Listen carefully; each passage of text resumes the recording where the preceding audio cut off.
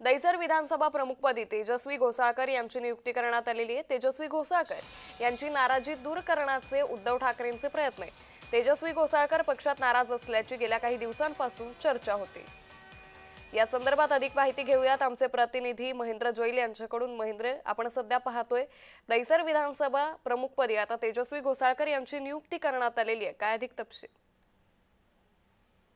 अंकिता, बऱ्याच दिवसापासून ज्या चर्चा होत्या त्या चर्चांना जे तो पूर्ण मिळाला असं म्हणावं लागेल। कारण तेजस्वी घोसाळकर यांनी त्यांच्या पदाचा राजीनामा दिला होता। त्यानंतर मग त्यांनी उद्धव ठाकरेंची भेट घेतली होती। त्यानंतर नगरसेवक माजी जे आहेत ते त्यांच्या संदर्भात ज्या बैठका होत्या मातोश्रीच्या बैठकीलाही त्यांनी भेट दिली होती। आणि त्यानंतर मुंबई बँकेच्या संचालकपदी त्यांची नियुक्ती झाल्यानंतर उद्धव ठाकरेंची त्यांनी भेट घेतली होती।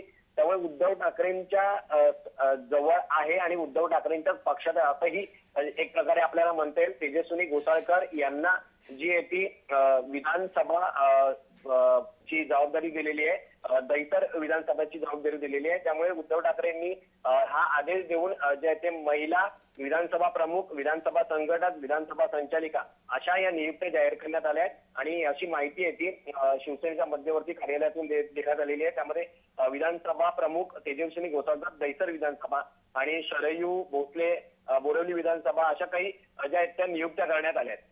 निश्चित, धन्यवाद महेंद्र, आपण दिलेल्या सविस्तर माहितीसाठी।